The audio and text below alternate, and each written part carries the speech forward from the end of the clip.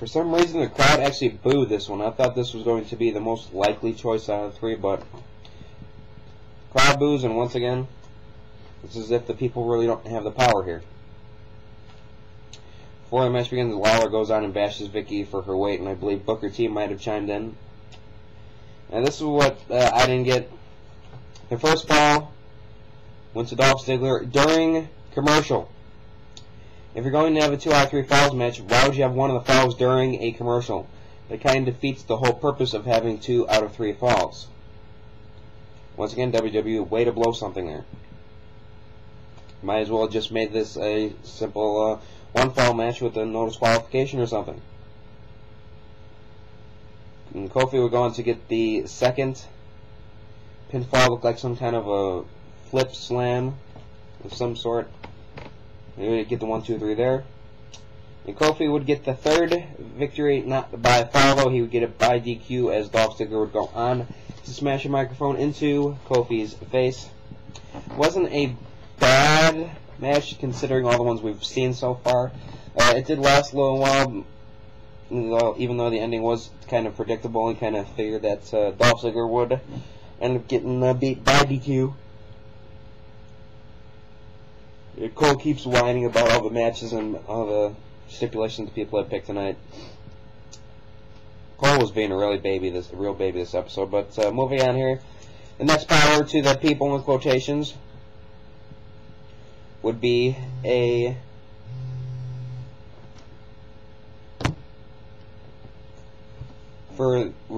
no disqualification match, a falls count anywhere, or a submission match for the triple threat #1 contender.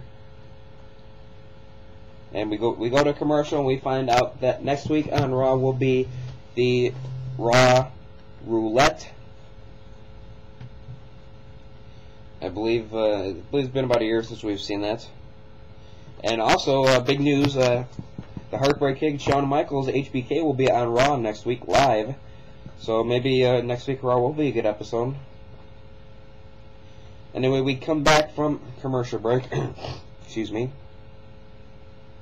And the people, in quotations, have chosen a Falls Count Anywhere match, which is kind of what I figured would be. If I was the people, if I was part of the people, I would choose.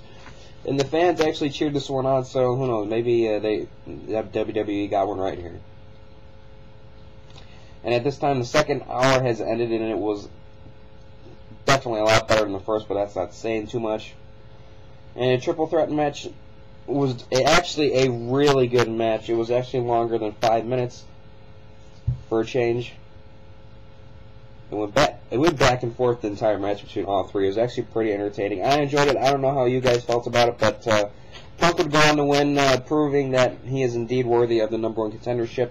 Kind of disappointed here. I'd like to see Del Rio get a bigger push here.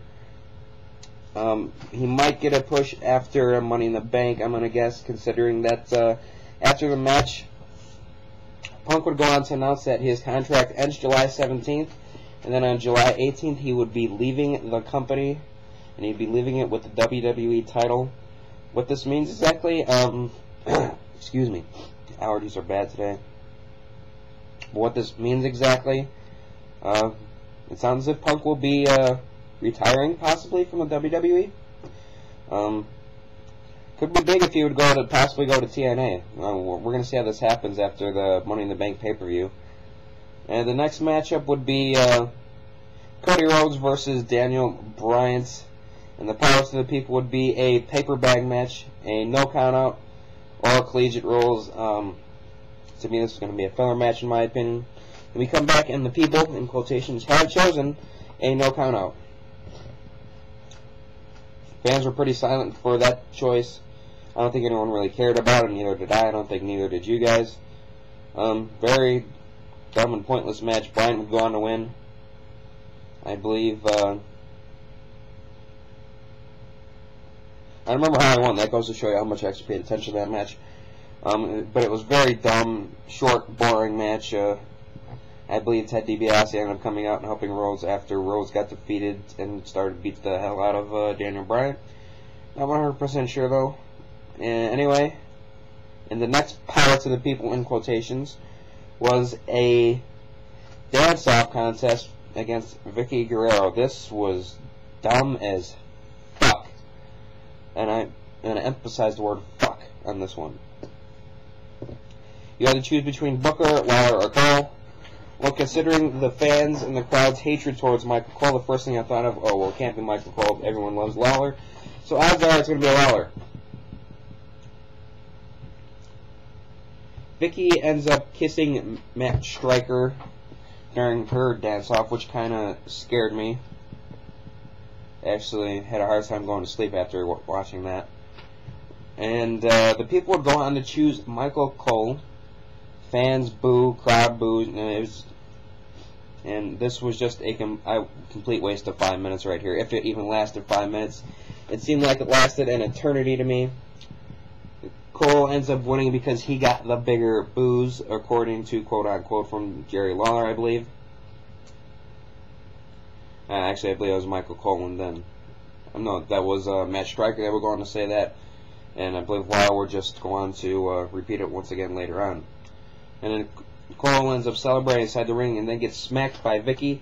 Cole, I hope you have some iodine to watch the smack off of your face. Anyway, the next Power City people would be for the final match of the night, thank God. Would be for the 6-man tag match. It would be a 1-fall to finish, a 20-minute time limit, or an elimination match. First thing I thought of, well, elimination match would be what I would choose, but if I was WWE, I would go with 1-fall finish. We go on, we come back to hearing a little Jimmy chants. As our truth is out there. Love the little Jimmy chants. Orton ends up coming out to a huge pop, a bigger pop than Cena, in my opinion. That tells you how much these Raw fans really do miss seeing Orton come out on Monday nights. Anyway, the people, quotations, have chosen an elimination match. Definitely what I would have chosen there. Looks like WWE got this one right. I'm sorry, the people, quote-unquote, got this one right. Fans here that really like this. Sounds like this was definitely the choice here. Match starts off with the "Let's go Cena, Cena sucks" chants. First thing I thought of here, well, let's push Alex Riley here. I really like Riley in the ring. I really love his mic skills.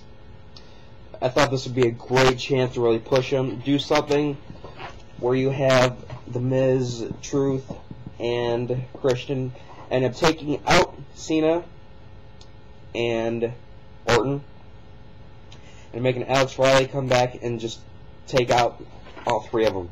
Just have them take out the field.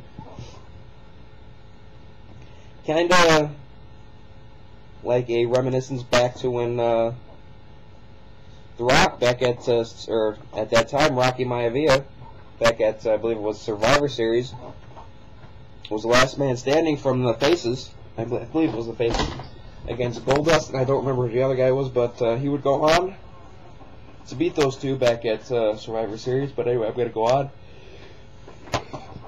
In a way, Alex Riley's in-ring skills do remind me slightly of The Rock.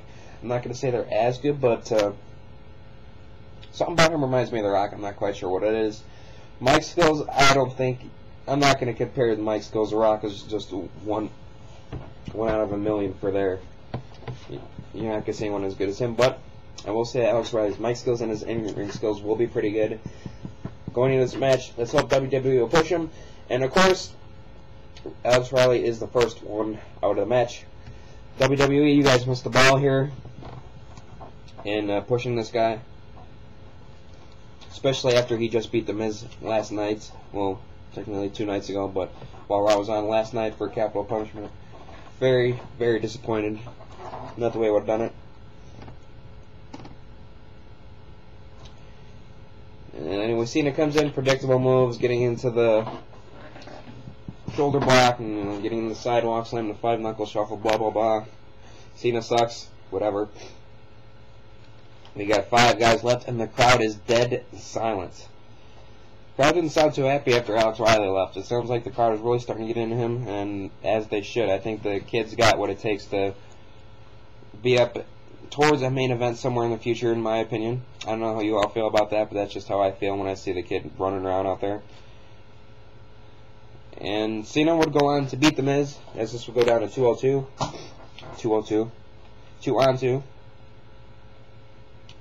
Orton would come in, and he was just rolling, firing left and right. He was just on top of the fans, are on fire, on their feet. Orton ends up beating R-Truth and becomes 2-on-1. Christian then comes flying in and spears Orton. Christian would get the 1-2-3 from the spear on Orton. And while Christian is celebrating, saying that I know I could beat you, blah, blah, blah, blah, blah, so on and so forth, Christian ends up turning into a John Cena STF, or sorry, not the STF, the FU, or the attitude adjustment as you want to call it now. And Christian would grab the top rope and hang on. Cena would be forced to drop him behind him. With the ref's back turned, Orton would come in and RKO Christian. Right after the RKO, Cena would put Christian into the STF, and Christian would tap out in about a half second. Kind of odd considering Christian's a main event guy and he taps out that quickly. Wasn't a terrible match. Definitely better than most we have seen tonight. At least it was long. It wasn't a long match. All in all, this episode of Raw was not too bad. It wasn't good, but it wasn't bad. I mean, compared to last week's episode was a lot better, but anyway, I'm going to go with the biggest disappointment of the night and the part I'm going to praise the most here. Alright, biggest disappointment of the night, I'm going to go with Alex Riley being first out of the 3-on-3 tag match. Like I said before, definitely lost a big chance of pushing Alex Riley here. Now, my biggest disappointment would probably be the fact that Teddy Long came out in the middle of what could have been one of the best segments of the year between R-Truth, Christian, and The Miz.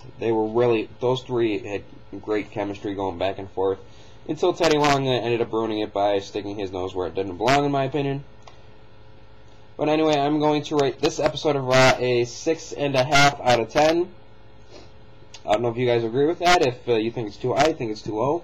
Some people might think it's too low because considering it was better than last week's episode. I believe I gave last week's a 6 possibly. 5 or a 6. I don't know why I gave it that. I don't remember what I rated, but I think I did. I don't know why I rated it that high. But anyway, if you guys enjoyed my review, my opinions on this week's episode of Raw, be sure to give me a thumbs up, like the video, and if you want to see more, keep on watching and subscribe to my channel.